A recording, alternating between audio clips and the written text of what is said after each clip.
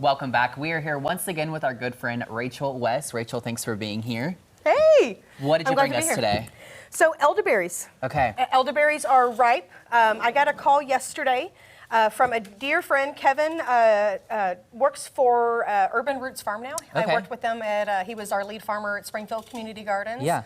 And so now he is managing Urban Roots. And so they have these beautiful elderberries all ripe and ready right now. And beautiful. This is the time to get them because when you actually need them, when you have a cold or you have a flu this fall, or you want to boost your immune system, they're not available. Because as you can see right now, you can see how these little ends are already kind of falling off. These are the ripe little berries. Will we find these wild anywhere out? Oh yeah, along the river. They just grow all in huge understories. So we could even do all the good things around. So some important things about elderberry. The entire plant is toxic right now. Like all parts that you can see here, this is all fully toxic. So are you? Yeah. Are you trying to poison me?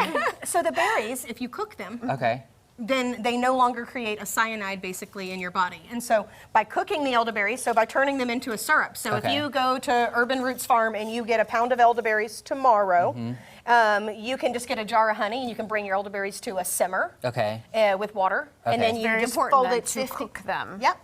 Okay, can I freeze them if I'm not ready to do something? That's my favorite way. So if I take one of these off the stem here, my favorite thing to do is just break that off, throw that in a freezer bag. They're so pretty, they look fake. And then they do look fake. Do you remember the trick that I showed you last year with the cookie sheet?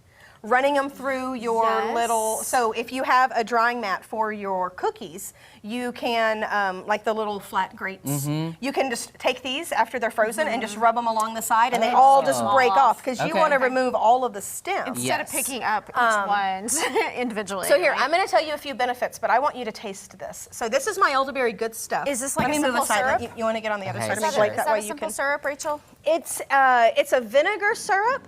And you can also dip a grape in there if you guys want to take a grape and dip or taste. Just like this. So, yes, if you want. I just eat it like this. The cottage cheese. The cottage cheese makes it like a cheesecake. And it's such an easy way to, you've heard of like strawberry jam with it or honey or something else. It's just such an easy way. So if you have elderberry syrup at home, you can take your elderberry syrup, you can mix it with seltzer water for your kids. Yeah. You can top it with yogurt. You could even go as far as putting it on ice cream. But what you don't want to do is you don't want to eat elderberry every day.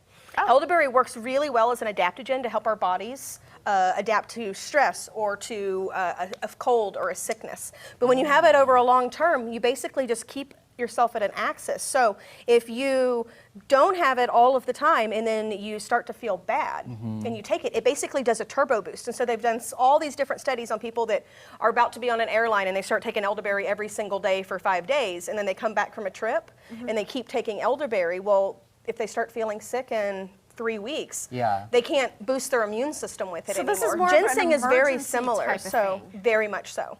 And so as soon as you start feeling sick, it'd be some way. So that's why I wanted to bring them in today because they're ripe now, and this is a perfect time to freeze them. And then anytime that you need them, if somebody's sick, you can unfreeze them. You can just turn it into a simple tea by boiling them, and then you can even drink that tea. That's what I was going to say earlier. You can just add a tablespoon of honey to your elderberry tea that you make, or you can do a 50-50, and that's how you get the simple syrups, which is what they sell you at the store for $30. Nice. Oh my goodness. And they're selling a whole pound, which you would get a large amount for $16.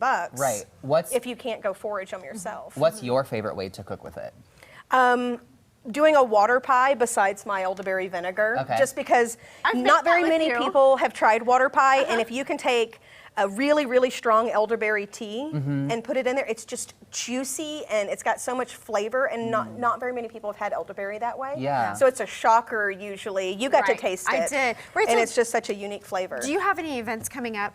I do. I have a Primitive Skills coming up this weekend, and then I have an herbalist camp out in September. Oh, fun. But I'm going to be doing some just pop-up walks, so look on my website in August and September, because I've just got some one-day $25 do a walk in the woods and tea tasting. What's the name of your site or your Facebook page? EatingTheOzarks.com. Seriously, follow her. That's the best way to find out all the information. And thank you, Rachel. You are amazing once again.